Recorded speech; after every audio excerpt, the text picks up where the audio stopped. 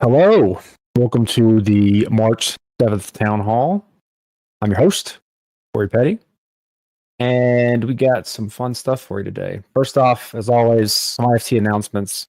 Not much to announce, but we will have, so the All Hands is coming up soon in Split, Croatia, and there's been a few options on content that we have available to us, and I didn't really want to choose that on behalf of everyone. So Terry, well, me and Terry will be sending around a questionnaire along with a lot more details on what the agenda currently is and what our plans are. Please fill that out so I know the types of things you want to get out of the all hands, your preference on the fun activity at the end, things like that. So my purpose for the all hands, generally speaking, is to try and get, it's the first time in a very long time since this organization has grown so much that we're going to have everyone in the same place, at least represent like a solid representation of all projects in one place. And I think based on the amount of changes we've had over the past couple of years, it's good to try and use this time to get an alignment and understanding on what we're doing, where we're going, and how every piece fits into it, and try and make sure that we all agree on these things and we're not missing something obvious. So that's my goal for the all hands. And then hopefully at the end, if we get all agreement here, we can make a larger IFC announcement publicly that kind of tells everyone what we're doing and how everything fits together. So that's my plan.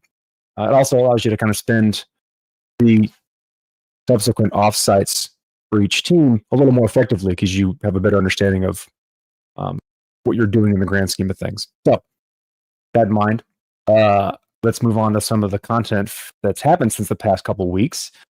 First up, we're going to have Angel. Oh yeah, another thing. JB has mentioned there's the engagement survey results will be published, I think, sometime next week. So get ready for those to see like kind of how the IFT is doing in terms of how we think. And if we're interested, or if you're interested, tell him and he'll do a small presentation on these engagement survey results and how they stack up to previous years, and what we do about the results or what the consequences of these results are on the next town hall. So let him know, ping him if you like that. Don't ping me. Let's go. So bring Angel in. He has some quote unquote just a small thing to share. So let's see what that is.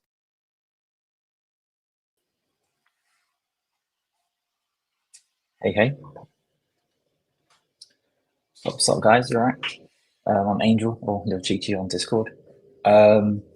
So yeah, what we've been working on in the recruitment team is sort of different projects to help the efficiency, like the correctness of our search. So in terms of like the recruitment and headhunting, we usually approach it from like various different ways. I've got like a set of list companies I go to, Katia will, Pepper will, Maya as well.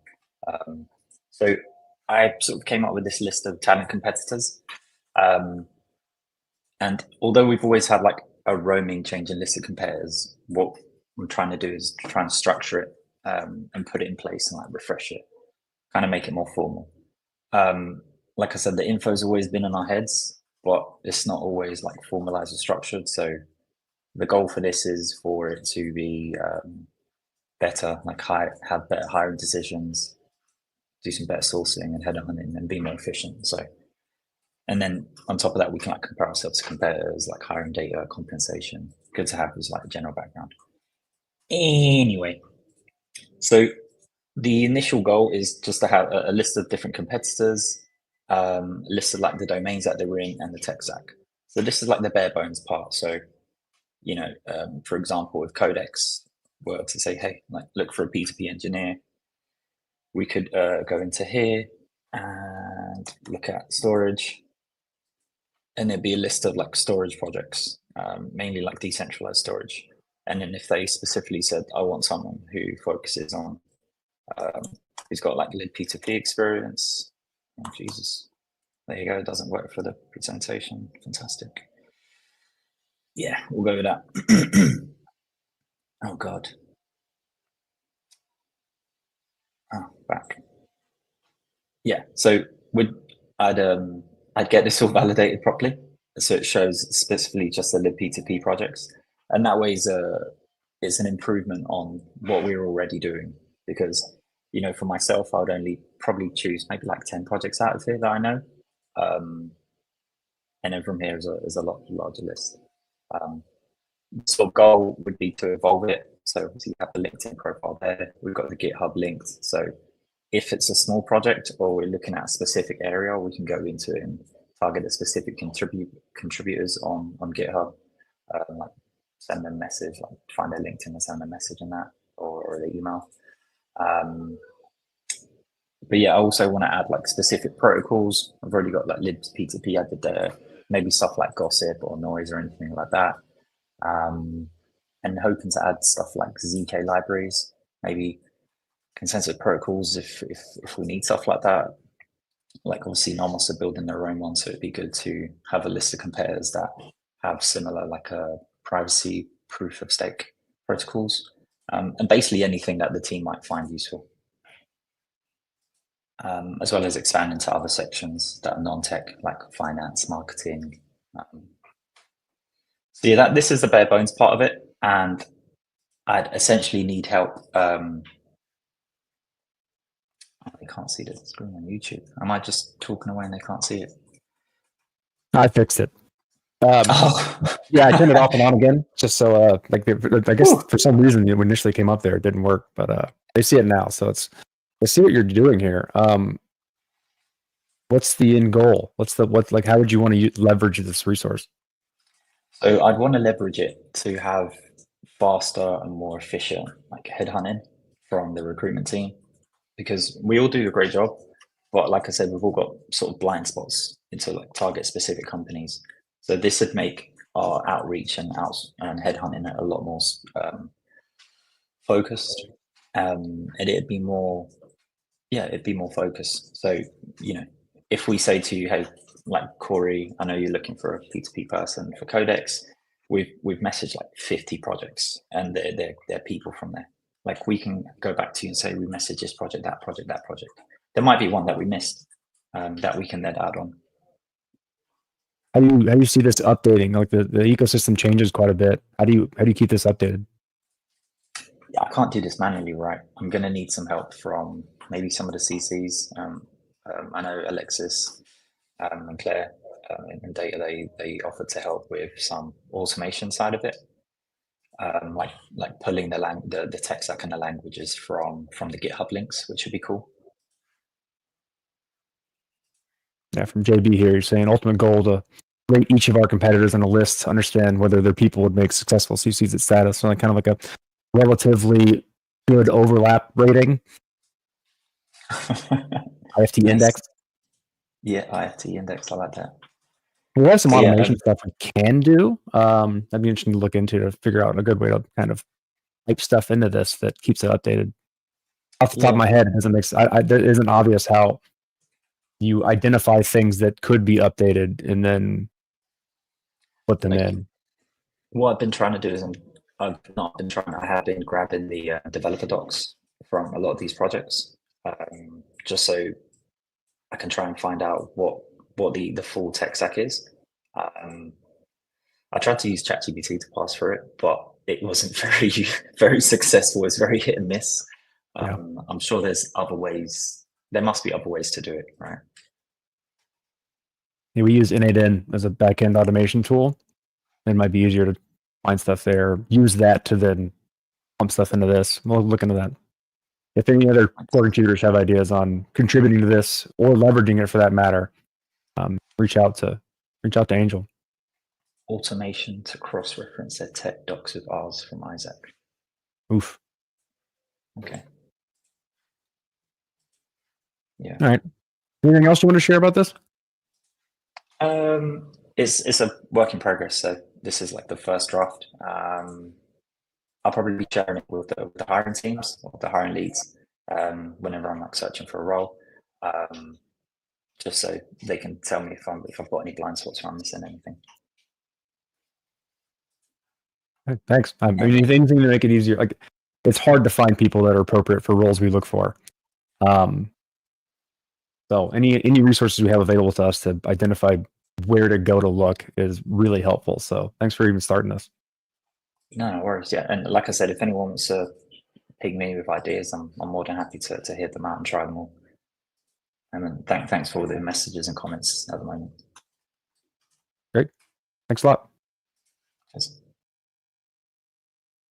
Up next, we have Matt to discuss some Logos app and the operators project. Why don't you bring him in and then see what's going on there?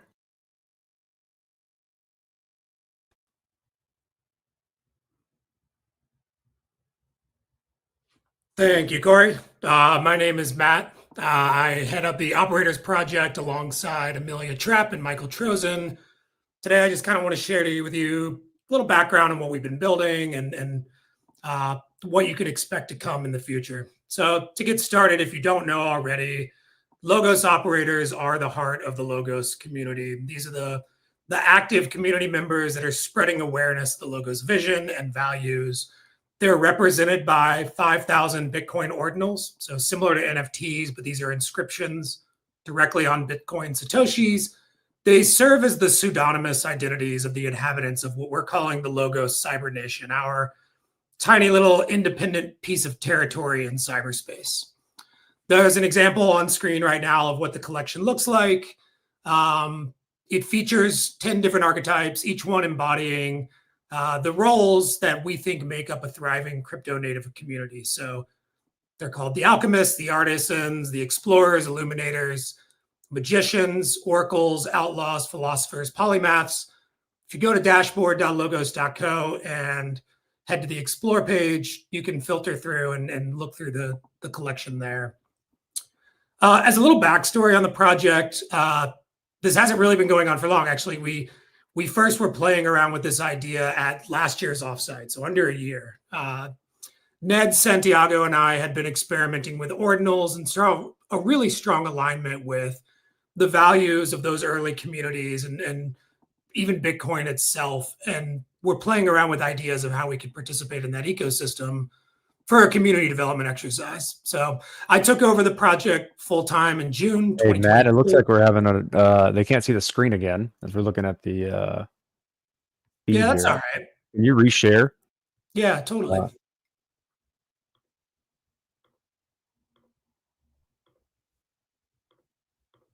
Interesting how it's visible now. Okay. I don't know what's going on here with, I mean, we're sharing like 7 screens in the back end studio. Maybe there's a bug or something with Cool. StreamYard on that one. So yeah, let me know if that's working. I got a little demo I'll show here in a couple of minutes. But yeah, in the meantime, continuing just on the backstory of the project, I took over in June, brought on Amelia and Michael to help accelerate growth and development. We then launched the exit at exit.logos.co. This was an immersive community development site where members could explore the collection's backstory, the lore, and they could even discover their own archetype using an AI agent. If you want to go through that discovery process to figure out what archetype you are, again, on this explore page, there's a discover your archetype button.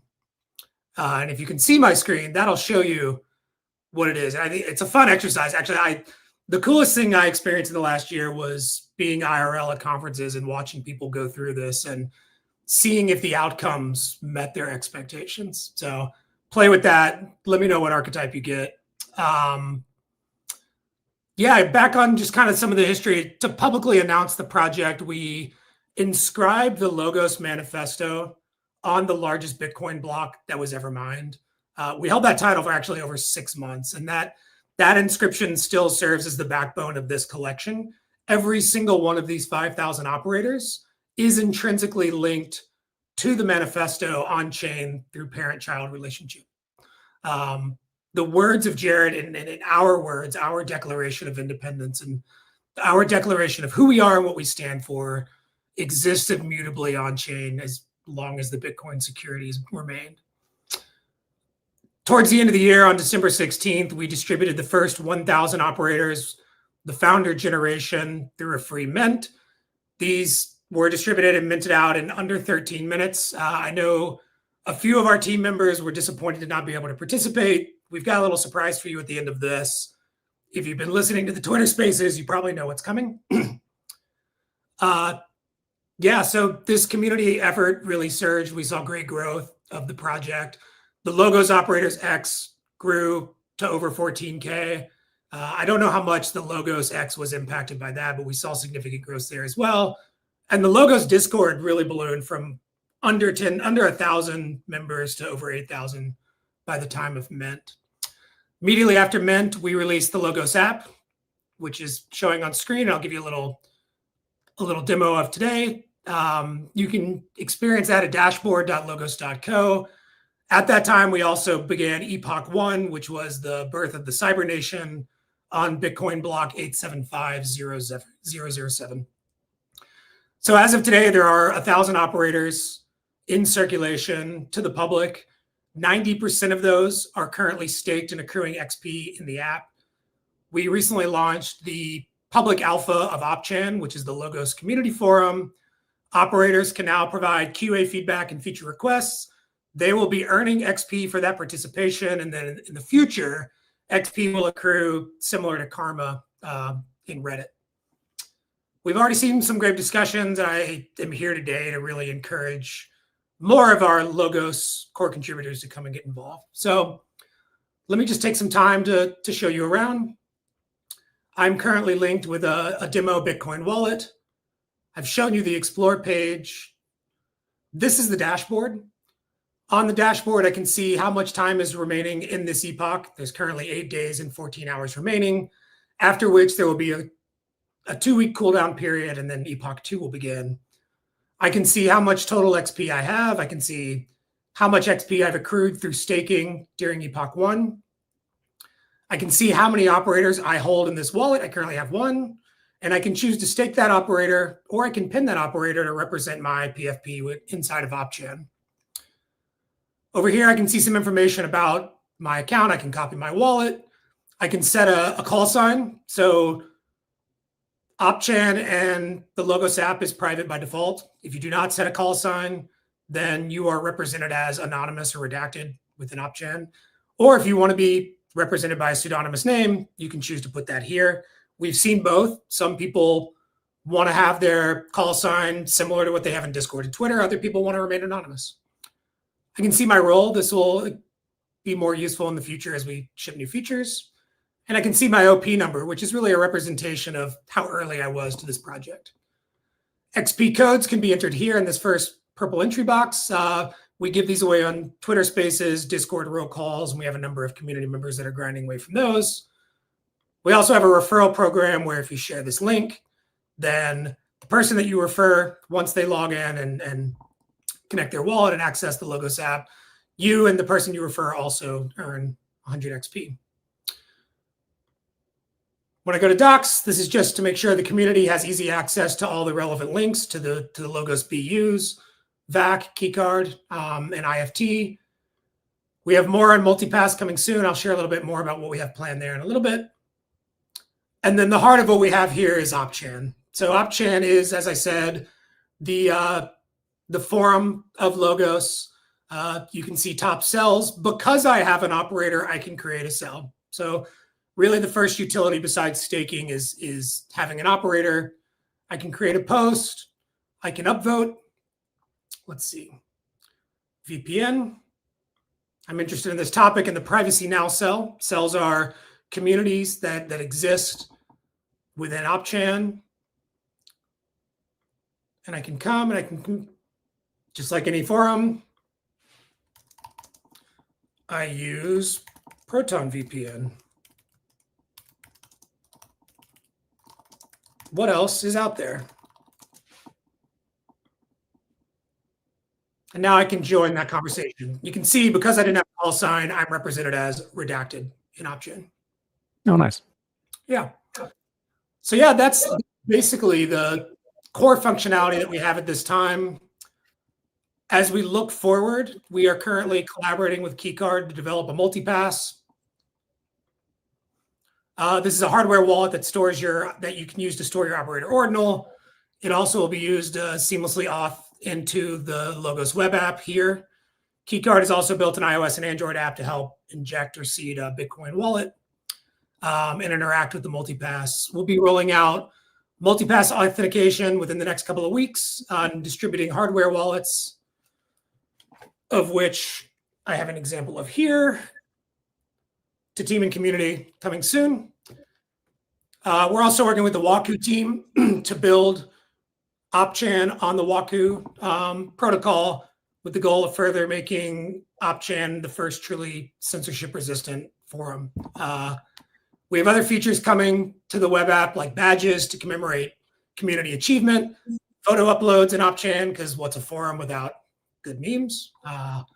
And overall improved design and functionality for better user experience, most of that based off of direct user feedback in the feature request cell that the community members have been participating in. As I showed, Epoch 1 is closing in 8 days and a few hours. We'll then have a 2-week cool-off period before we launch Epoch 2, which is titled Seeding Self-Sovereign Communities, and we have some fun surprises there.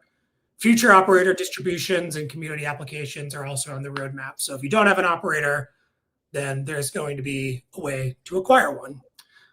That gets to the direct ask to the Logos or contributors. We want you to come to OpChan in private alpha or in public alpha and participate and help us increase engagement. And to do so, to support you, we'd like to announce that all IFT core contributors are eligible to claim a free operator. All you have to do is DM me. I'm Nemer on Discord, OP2, or you can DM Amelia, who is Amelia OP3. And you can just give us a Bitcoin Taproot wallet. If you need help sourcing a wallet, we can help walk you through that. We support currently Magic Eden, Unisat, Xverse, and Phantom. Soon, Multipass and Keycard.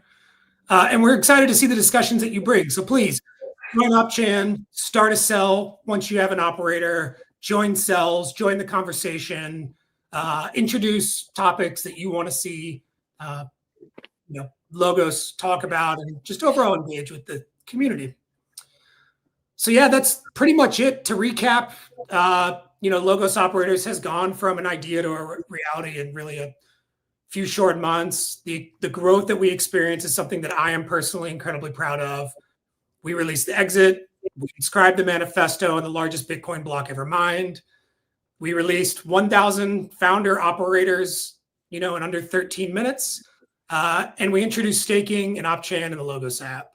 This is just the beginning. Multipass authentication is coming. New community features are coming, and Epoch 2 is on the horizon.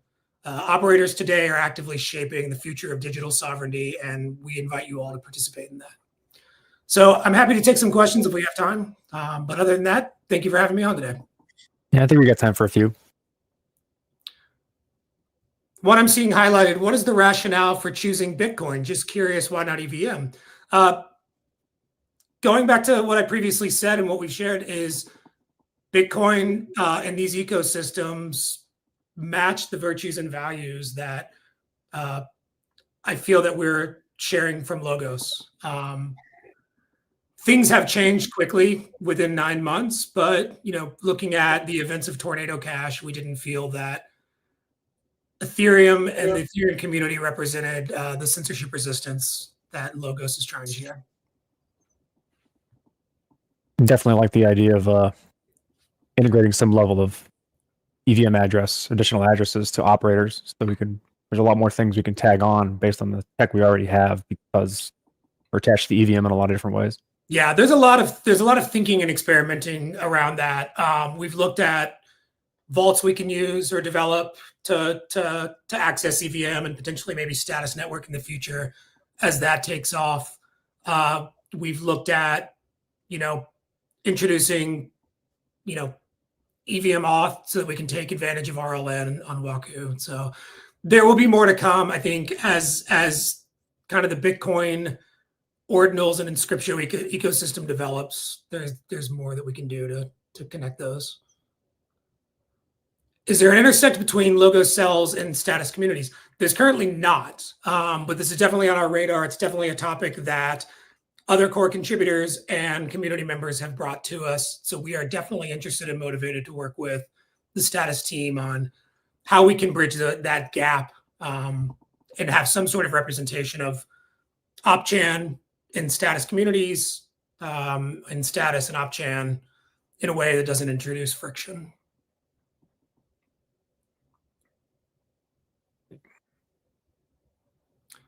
What is the tech here at the moment? I think the question is, what's the stack like? I Yeah. said I answered Ask Trojan, but you want to give a quick overrun on current how the dashboard is currently built? Yeah, I mean, it's a Web 2 app right now, right? It's using Django on the back end.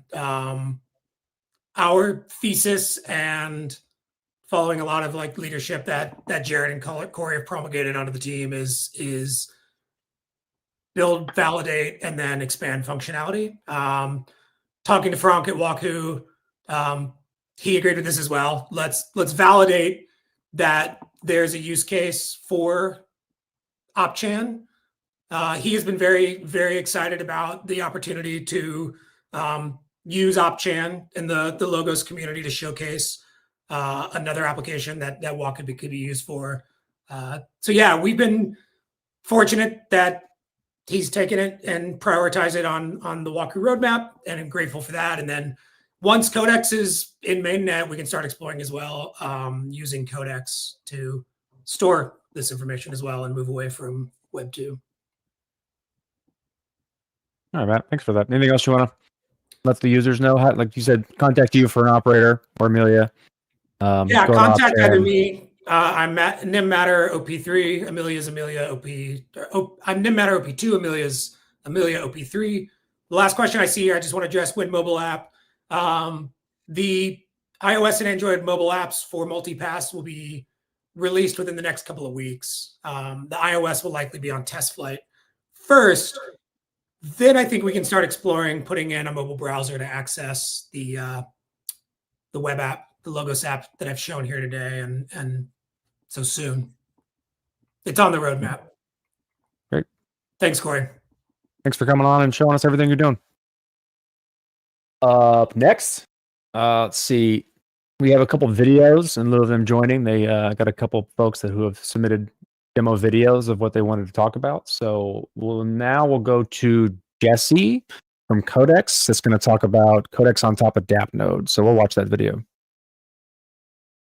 So today I'm going to be giving a very short introduction to the testing. Okay, so I'm going to try and record on this other computer. And I'm recording right now. I'm live. Alright, so this is DappNode.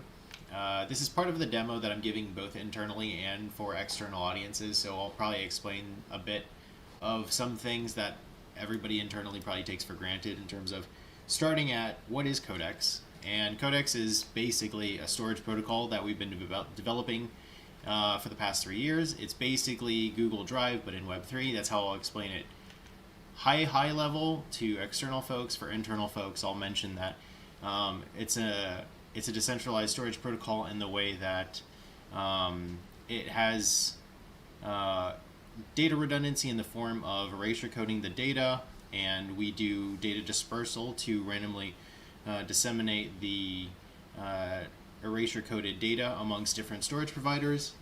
And then we have the storage providers run periodic storage proofs to make sure data integrity is intact, and then we have a repair process and incentives that are powering the whole thing.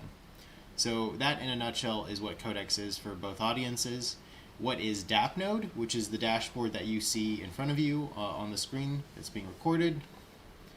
DappNode is basically an operating system. For external audiences, this explanation applies. So DappNode is an operating system you can install on your computer to make running nodes on different blockchains super simple. The kind of more elaborate response is DappNode is a cut of Debian 10 that is useful for you to be able to run different packages that you can both build locally and upload, as well as packages that other folks have also pre-built for you and uploaded. They include all of the Ethereum clients, execution and consensus clients. They also include Bitcoin nodes and other blockchains like Monero and Zcash and everything else under the sun. You can see some of that right here. Cool. So on the dashboard, you can also see CPU utilization, memory, disk, uptime. I'm going to kind of gloss over what DappNode is, simply because if you're interested in that, we also have a longer form, about an hour and a half recording of both building a custom DappNode and running through the UX of the dashboard itself. So I'm going to go straight to the package where Codex, we've installed it. If you go to one of the DappNode, it has DappNode in the name, that repository in our Codex GitHub org, you'll be able to find the IPFS links where we're hosting both of these packages pre-built for you to download and then install locally. So going into the Codex local geth package, so we offer two. We offer Codex without local geth, which is specifically to run the altruistic mode of Codex, which is very similar to IPFS or BitTorrent in the way that it's file distribution with no persistence guarantees or durability guarantees.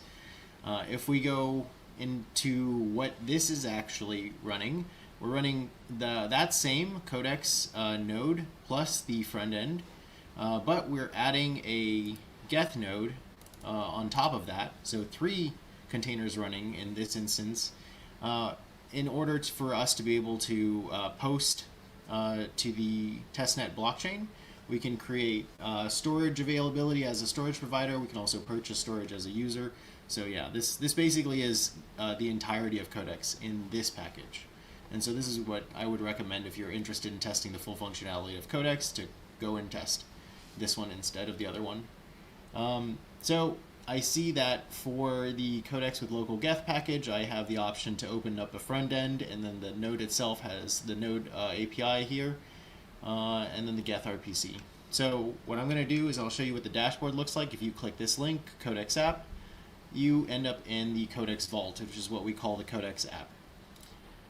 You just type in whatever you want your name to be, whatever, cool emoji you want, and then we go next. So what I did here and what is actually previously here is the localhost default 127.0.0.1. I have to replace that with the Codex Node API, which you can find right here below the Codex app link. So once you swap that out, it'll run all of these 3 bottom checks, just to make sure that you have a connection between the front end to your Codex node running underneath, also that your ports are forwarded properly, 8090 for the discovery port and 8070 for the listen port. Marketplace is also green, so that's indicating we have running geth that's completely synced up with the blockchain for the testnet, and then we're good to go. And we're in. So this is the dashboard of Codex Vault, which is the name of the app. If I go to files, I can see, so I'm going to skip over what's on this dashboard. You can see token amount, you can see, actually I'll go into this a little bit. So on the dashboard for the Codex Vault app, you can see that we have our wallet balance right here. We can see how much Codex tokens we have, both as a user and storage provider, in the context of the utility for both of those personas. And then we also have my wallet in the top right, where I can log into my, my wallet. I can see my ENS address. An additional feature we're going to be adding just for discoverability of files that people want to make public and not encrypt it and keep it private is your ability to have a social graph called EFP, Ethereum Follow Protocol, which ties in with ENS, Ethereum Name Service. So you're going to have resolution of looking up somebody that you're wanting to follow. Let's say I want to follow Vitalik, and maybe he pushes out a new blog post that he uploads to Codex. I can see that as potentially a notification and the social graph of me being connected to Vitalik and seeing any new files he may have uploaded to the network. Cool. And then I can see how much storage is allocated, available and free, and I can change that as I want. I can see how many peers I'm connected with. This is doing a debug info endpoint lookup on the local Codex node to see how many peers it has successfully connected to there. And the files here, so this is where I go just to do a simple upload or download of a file. So if I go to here, upload, what I can do is I can upload a random text file. These are the benchmarks of the hashing function. And then somebody else can download it from me. All I have to do is just share the CID accordingly. And this was already uploaded before. If I uploaded another file, it would just show up down here. So I would just share this CID with whoever is also running Codex on the other end, and basically the both of us can upload and download files between one another. The download, box here operates very much in that same context. So if your friend sends you the CID, then you just plop it in here and you can download the file and it'll show up here as well. And that's it. That's the Codex app running on top of DappNode.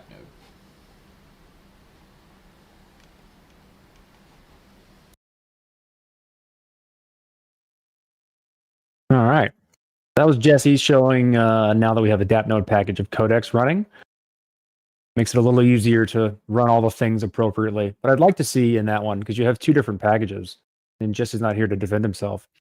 But there's two different packages. One that's altruistic mode, doesn't have a guest node behind it, and the other one that is Codex with a local guest node. I think it'd be interesting to have one of them or some option in there that allows me to run just Codex, but define the RPC endpoint that's required. So that way, if I'm already running Geth somewhere else, I don't have to rerun it locally.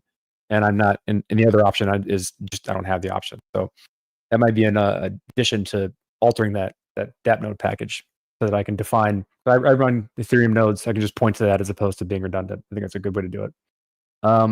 Take that away and go check that out. Go to Codex Discord, talk to them.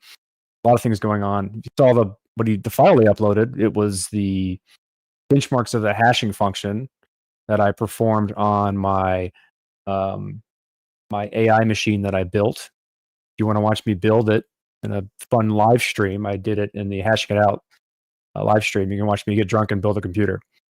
But those aren't the benchmarks that Giuliano wants to talk about. They've been doing a number of tests to see how the performance compares to other types of similar protocols. So the next video we're going to go through is Giuliano from Codex talking about the benchmarks with Deluge or BitTorrent.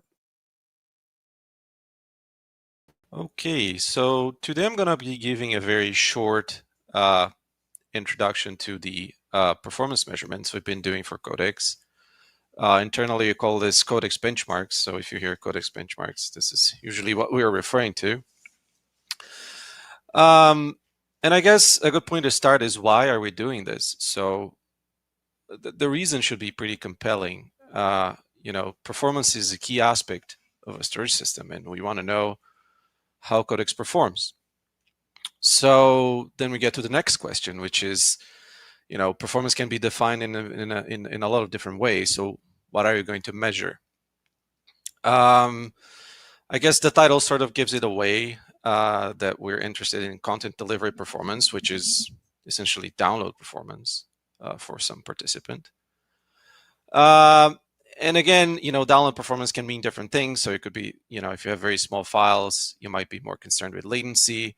But Codex is about large files currently. That's our main concern. So for large files, typically latency is less of a concern than the actual download speed, the throughput.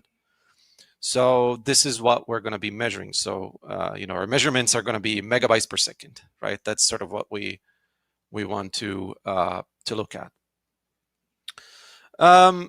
So our benchmarks have a baseline, and the reason I think having a quality baseline is important is because when you have that, it's easier to know where you stand, because maybe you get some number and then you have no idea if that's a good number, if that's a bad number.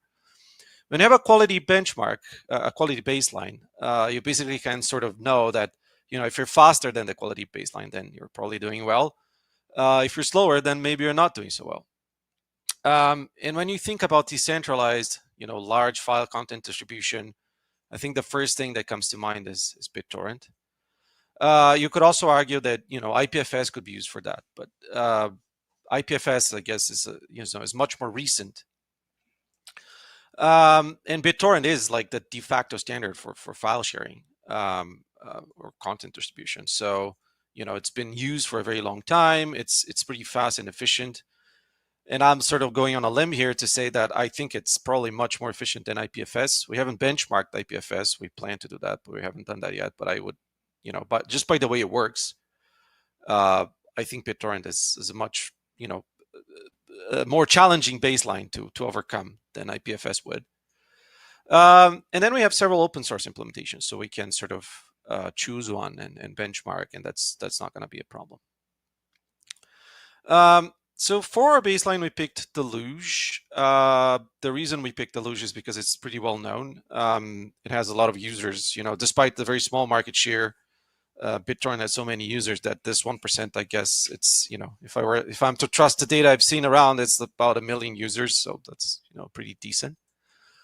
It can be run as a daemon. So for these experiments, it's pretty convenient. I could find open source libraries that I can use to interact with this daemon remotely. And then secondary interest we had in Deluge is because we were studying putting together a libtorrent-like interface on top of Codex. So the fact that this thing is based on libtorrent, the rasterbar libtorrent, because there are 2 of them, so made it more interesting as well, because I got to study a little bit of that. Now let's get to the experiment itself. So we ran these things we call static dissemination experiments, which are pretty simple experiments, in which we take a network of size n. We split that into a group of seeders and a group of leechers. So seeders will have the file, leechers are going to download the file. And then I define this thing called the seeder ratio, which is just the sort of the ratio, the proportion that can be a percentage of seeders in the network. And then the experiment is just, generating a file of size B, uploading this file to each seeder, firing up all the leechers at the same time. And then, there are a bunch of details there, like how much at the same time this is and so on. But let's just simplify this. And then we measure the time that the download takes to complete at each of the leechers. This is a pretty simple experiment, but I think it's a pretty revealing experiment because, for example, if you have a network that looks like this, which is a nicely looking network, and you place a couple of seeders at random like this, you can expect this to perform relatively well. If you assume that all the nodes are equal in terms of bandwidth and processing power and disk speed, because the degrees are balanced and the paths are short. So you would expect dissemination to go through these short paths relatively quickly, and you wouldn't expect load to be very different at different nodes because the degrees are similar. This would be very different in a network like this, for example, in which the paths are long, or in a network like this where one of the nodes is responsible for a lot of stuff. So this experiment, although simple, it can be quite revealing, and this is the reason we started with this. Because it's simple enough that it won't take us too long to implement, but revealing enough that it should reveal issues, as it did, as I'll later show. So the parameters we used for this were these that are in the screen right now. So we used file sizes ranging from 100 megabytes to 5 gigabytes, and network sizes going from 2, 8, 16, and 32. And then we use different seeder ratios. You'll see that some of these seeder ratios are not possible with certain ends. So you cannot have a seeder ratio of 0, 0, 3, 1, 2, 5 in a network of size 2. So these are sort of dependent on the n. But you can have a 50% or a 0.5 seeder ratio in every network. So you can also compare them. And for the hardware, we use the same hardware for both Deluge and Codex, which are these Hetzner virtual machines running, 4 CPUs, 8 gigabytes of RAM. And the network, as we measured, has roughly 4 gigabits per second, point-to-point bandwidth. Okay, so to the results. So, I think you look at this. So the first thing you see is that Deluge is a lot faster than Codex. So, the range for the download speeds for Deluge is between 10 and 30 megabytes per second. This is megabytes, not megabits. Whereas for Codex, we're mostly below 10 megabytes per second. And the second thing is that Deluge is quite capable of leveraging aggregate bandwidth. So what I'm showing here is the median download speed. Okay, so I ran this a bunch of times, and then we took the median, which is something I forgot to mention. These experiments were repeated 10 times for each parameter combination, and then we take the median. So like Deluge is a lot faster, and then we have these error bands here, which are just the percentiles for these 10 repetitions. And what you can see is that Deluge has more variability than Codex, but it is a lot faster. And another thing that you see with Deluge is that the larger the network, the faster it gets. So it's able to leverage the aggregate bandwidth better than Codex. So Codex, in fact, gets slower with bigger networks, which points to some underlying cause and the underlying problem with the way we're probably building these networks that needs to be addressed. So for you to get an idea of just how slow our Codex is, I divided the median speed for Codex by the median speed for Deluge. So, when this is above 1, it means Codex slower. When it's below 1, it means Codex is faster. And you see that Codex is slower most of the time. It's 2 to 12 times slower. And this, there was, this little case here in which is 12 times slower. So, the only cases in which Codex is actually faster is in the 2-node network, in which Deluge has some weird performance abnormalities. I'm sort of looking into that as well, but that's pretty much the only case. So, we have work to do ahead of us. And so next, we're going to be debugging this a lot. I'm planning to run larger experiments. This is something that we're already running, actually. And then, once this is done, or maybe concurrently with this work, start working on dynamic network experiments with churn and false, which I think are going to sort of non-uniform networks and what have you. So these things are going to reveal even more about the behavior codex. So that's what I had for today. Thank you. And this is, a few links. The slides are also available online. And that's what I have for today. Thank you. All right. Yeah, so those are good study on some benchmarks. He mentions in the end there about his blog posts, which I'm going to go over. We'll bring up my my screen here. I got a number of tabs to go through. Since we have a bit of time, I'll go through some of the publications we've had over the past 2 weeks, which I think is interesting to kind of keep sharing. Turns out the IFT publishes quite a bit every 2 weeks. This go round, we've had a lot from Codex and Frank. So those have been the majority of the two, and then also one really interesting one from Keycard, which is super sexy. So we have, starting up first, in a Agorist XYZ magazine. It's a kind of like a regularly cadenced magazine. Pablo published The Crisis of Homogeneous Authoritative Systems and the Future of Modern Tribes. So you can click on the link in the town hall page to get the kind of PDF download. And on a page 145, he has his article, which is pretty great in terms of like, what happened to me? There we go. Nice short little article, and that magazine itself is also pretty great. So if you're interested in some of the kind of cultural philosophy going on that backs a lot of the things that we're trying to do, great magazine to keep up with and read.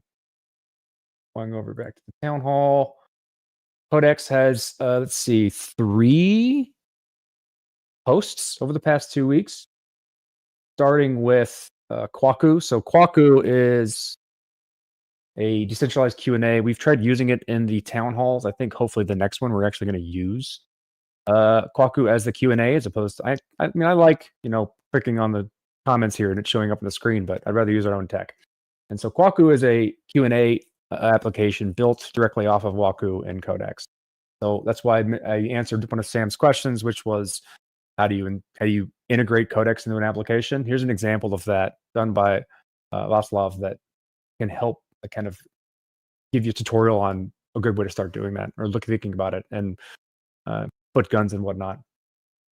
And then we have Frank continuing an explanation series of the Waku Service Marketplace. This was actually quite good in that it explains the idea of why we need a marketplace, and it goes through the use case of what an altruistic Waku network looks like and kind of its downfalls and service delivery, and then how a marketplace fits into that and gives us a lot of the properties we want in a fully decentralized network. We don't have to run the infrastructure ourselves. He goes through BitTorrent as an example and explains kind of his idea and proposal for a Waku service marketplace, which I think is quite interesting. Continuing on, we have 7 minutes. So the blog that Giuliano just mentioned, which was the measuring Codex performance for content delivery. So it's kind of a textual version of what he just went through and a lot more detail. So if you're interested in that and the graphs and data itself, you can go take it out. I think at the bottom he has the notebook that has all of the information. So if you wanted to reproduce these results, you can go do that. And then finally, we have, from at least the blog posts that I've found, we have the February updates from Codex. They do a monthly update. I have that up here. Not February updates. They do a monthly update of what they've kind of recap of what they've done. Last couple weeks, they're at F Denver, and had quite a bit of fun there. I think what I'd like to see from an IFT perspective is some write up or recap from projects when they go to events to see, like, what did we want to do, how did it go, what did we learn from like an ecosystem development standpoint. So like when subsets of us go out and go to these awesome places and meet new people and see what's going on, we can learn a lot from what they're doing. Also, like, we can get better at going to these places and representing ourselves and getting kind of better efficiency for the time spent there.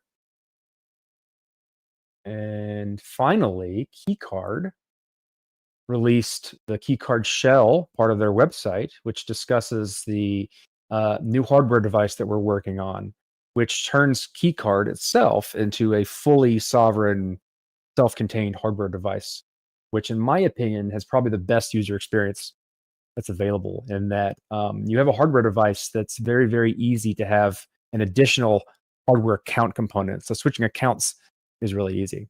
So I'm really looking forward to getting my hands on one of these someday and playing with it. And what I also like about it is that it's, unlike everything else that I've noticed, at least that's mainstream, is it's fully open source, from the card to the software to the hardware components. Everything's open source. It's a very principled piece of machinery. And then we have a number of forum posts. I'll try and run through these. Let's see here. Any comments? Cool. We'll go backwards. So Frank had a discussion post on the VAC forum that discussed some interesting options for RLO memberships, and I thought that was he just published this last night. And that when you think about RLN, you need, it's a rate limiting protocol, but you need to sign up and get a membership to then get a specific rate limit and participate in whatever the thing is you're doing, whether it be sending messages on status or participating in consensus or sending transactions on the status network, right?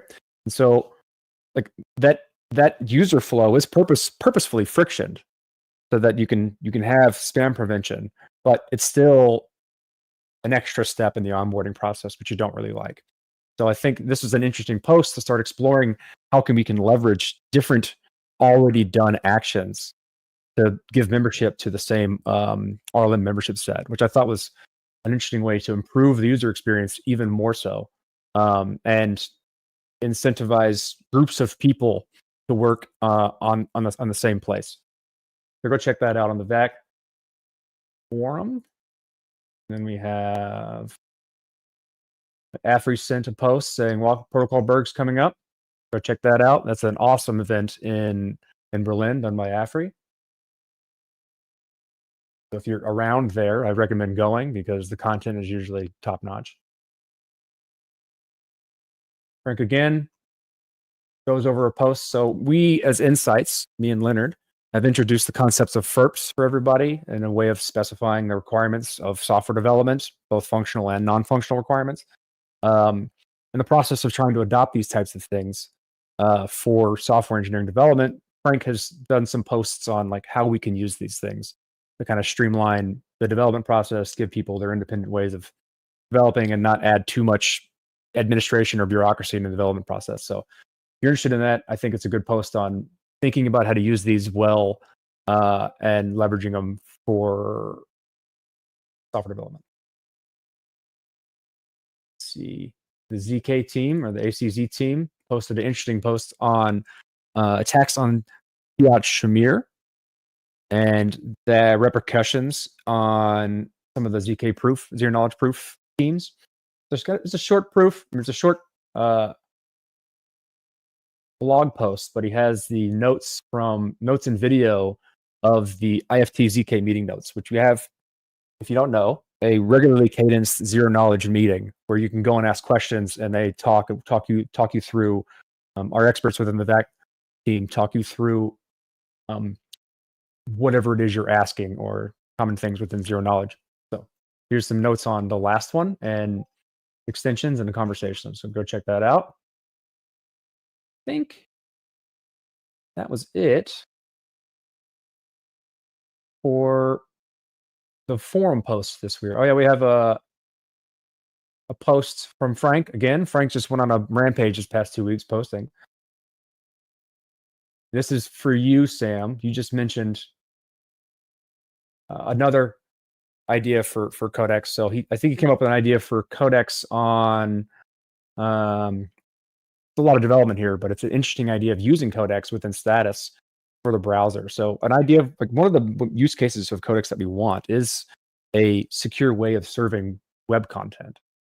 And in light of the recent Bybit hack, it would be something that gives you a secure front end that can't be compromised because it's content-based hashing, right? You're serving content from a hash that's derived from the content itself. So change the content like Bybit did, you change the hash. So if you're looking at front ends for smart contracts, having something like content-based delivery is really important for making sure that you get the front end that does the right thing. So Frank came up with an idea on how to do this using a browser extension, status desktop, and Codex. So read this. If you need an idea, skeleton of an idea. Just come up with new ideas of using the technology we're building. And that's all for me. I've gone 1 minute over. Thanks for listening, and see you next 2 weeks.